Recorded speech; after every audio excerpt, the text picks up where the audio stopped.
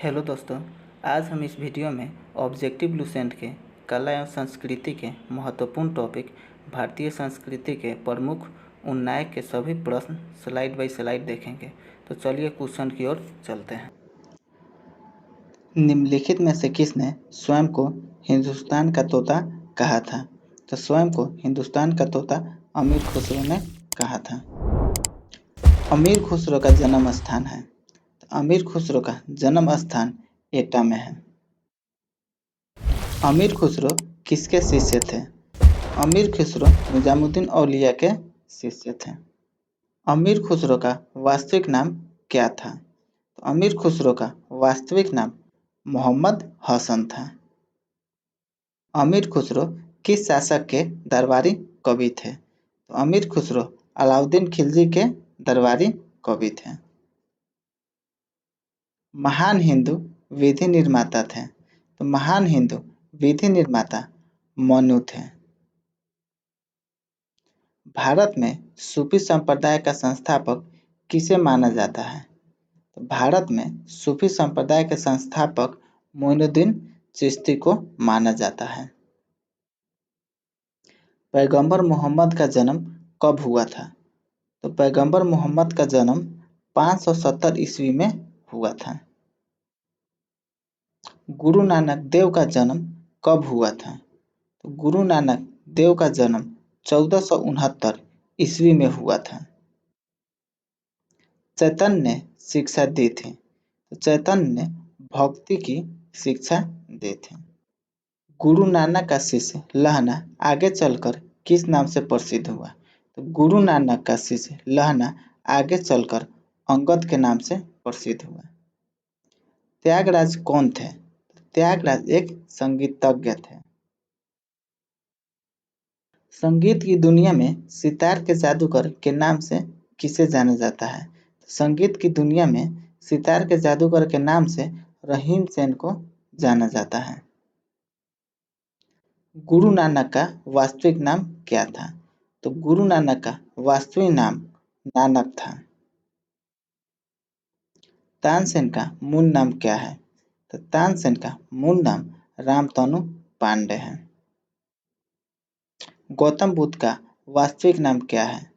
तो गौतम बुद्ध का वास्तविक नाम सिद्धार्थ है। स्वामी विवेकानंद का वास्तविक नाम क्या है? तो स्वामी विवेकानंद का वास्तविक नाम नरेंद्रनाथ दत्त है। कन्फ्यूशियस का वास्तविक चीनी नाम क्या है? तो कन्फ्यूशियस का वास्तविक चीनी नाम कुंगफू है। उर्दू का मशहूर शायर मिर्जा गालिब का वास्तविक नाम क्या है? तो उर्दू का शायर मिर्जा गालिब का वास्तविक नाम असदुल्ला खां है। किसने कहा था दिल्ली अभी दूर है? तो यह युक्ति निजामुद्दीन औलिया ने कहा था। दुख में सब सुमरन करे सुख में करे न कोई, यह पंक्ति किसने कही है? तो यह पंक्ति कबीर दास ने कही है। कर्मण्यवाधिकारस्ते मां फलेषु का दर्शना किस धर्म ग्रंथ की युक्ति है? तो यह युक्ति श्री भगवत गीता की है। किसने कहा था राम और रहीम एक ही ईश्वर के दो अलग अलग नाम है? तो यह युक्ति कबीर दास ने कहा था। वेदों की ओर शरण लो, इस आदर्श वाक्य को किसने प्रतिपादित किया था? तो वेदों की ओर शरण लो इस आदर्श वाक्य का प्रतिपादक स्वामी दयानंद सरस्वती ने किया था। संत कबीर किसके शिष्य थे? संत कबीर रामानंद के शिष्य थे। संगीत सम्राट तानसेन का गुरु कौन थे? संगीत सम्राट तानसेन के गुरु हरिदास थे। सिख धर्म के प्रवर्तक गुरु नानक देव का जन्म कहाँ हुआ था? सिख धर्म के प्रवर्तक गुरु नानक देव का जन्म तलवंडी में हुआ था। सिखों के 10वें और अंतिम गुरु गुरु गोविंद सिंह की जन्म स्थली है। तो गुरु गोविंद सिंह की जन्म स्थली पटना साहिब में है। इस्लाम धर्म के प्रवर्तक पैगंबर मोहम्मद का जन्म कहाँ हुआ था? तो इस्लाम धर्म के प्रवर्तक पैगंबर मोहम्मद साहब का जन्म मक्का में हुआ था। मक्का कहाँ पड़ता है? तो यह सऊदी अरब में पड़ता है। बौद्ध धर्म के प्रवर्तक गौतम बुद्ध का जन्म स्थली है? तो बौद्ध धर्म के प्रवर्तक गौतम बुद्ध का जन्म स्थली लुम्बिनी में है। और इनका जन्म कब हुआ था? तो 563 ईसा पूर्व में हुआ था। आदि शंकराचार्य का जन्म कहाँ हुआ था? तो आदि शंकराचार्य का जन्म कलादी में हुआ था। कौन सा स्थान गौतम बुद्ध से संबंधित नहीं है? तो इसका राइट आंसर पावापुरी हो जाएगा। पावापुरी में महावीर स्वामी का जन्म हुआ था, जबकि सारनाथ में महात्मा बुद्ध ने प्रथम बार उपदेश दिए थे। बुद्ध गया में ज्ञान की प्राप्ति हुई थी और उनका मृत्यु कुशीनगर में हुआ था। तो राइट आंसर डी हो जाएगा, पावापुरी। महात्मा बुद्ध ने अपना प्रथम धर्म चक्र प्रवर्तन किस स्थान पर दिए थे? तो प्रथम धर्म चक्र प्रवर्तन सारनाथ में दिए थे। ईसा मसीह का जन्म कहाँ हुआ था? ईसा मसीह का जन्म बेथलहेम में हुआ था। मगहर नामक स्थान किस महापुरुष से संबंधित है? तो मगहर नामक स्थान कबीर से संबंधित है। महावीर स्वामी का जन्म कहाँ हुआ था? तो महावीर स्वामी का जन्म कुंडलग्राम कश्मीर में हुआ था। तो कब हुआ था? तो 540 ईसा पूर्व में हुआ था। महात्मा बुद्ध का महापरिनिर्वाण कहाँ हुआ था? तो महात्मा बुद्ध का महापरिनिर्वाण कहाँ हुआ था? तो कुशीनगर में हुआ था। तो कब हुआ था? तो 483 ईसा पूर्व में हुआ था। गौतम बुद्ध को ज्ञान की प्राप्ति कहाँ हुई थी? तो गौतम बुद्ध को ज्ञान की प्राप्ति बोध गया में हुआ था। चैतन्य महाप्रभु का जन्म कहाँ हुआ था? तो चैतन्य महाप्रभु का जन्म नाड़िया में हुआ था। बुद्ध के जीवन के किस घटना को महाविनिष्क्रमण के रूप में जाना जाता है? तो बुद्ध के उनके गृह त्याग की घटना को ही महाविनिष्क्रमण कहा जाता है। गुरु गोविंद की समाधि स्थित है? तो गुरु गोविंद के समाधि नांदेड़ में स्थित है। महावीर जैन की मृत्यु किस नगर में हुई थी? तो महावीर जैन की मृत्यु पावापुरी में हुए थे। सुप्रसिद्ध उर्दू शायर मिर्जा गालिब कहाँ के मूल निवासी थे? तो सुप्रसिद्ध उर्दू शायर मिर्जा गालिब आगरा के मूल निवासी थे। किसकी समाधि होने के कारण नांदेड़ गुरुद्वारा सिख समुदाय के लिए पवित्र स्थल माना जाता है? तो यह सिख समुदाय का पवित्र स्थल गुरु गोविंद सिंह के जन्म के कारण पवित्र माना जाता है। बंगाल में भक्ति आंदोलन के प्रवर्तक कौन थे? तो बंगाल में भक्ति आंदोलन के प्रवर्तक चैतन्य महाप्रभु थे। शिकागो के प्रसिद्ध विश्व धर्म सम्मेलन में भारत का प्रतिनिधित्व किसने किया था? तो शिकागो के विश्व प्रसिद्ध सम्मेलन में भारत का प्रतिनिधित्व स्वामी विवेकानंद ने किए थे। कब किए थे? तो 1893 ईस्वी में। भारतीय पुनर्जागरण आंदोलन के पिता कौन थे? भारतीय पुनर्जागरण आंदोलन के पिता राजा राम मोहन राय थे। मलराज सस्तीपाल के महल में किसकी मृत्यु हुई थी? तो मलराज सस्तीपाल के महल में महावीर स्वामी की मृत्यु हुई थी। संगीत एवं ध्रुपद गायिका तानसेन को कंठाभरण वाणी विलास की उपाधि किसने दिया था? तो यह उपाधि अकबर ने दिया था।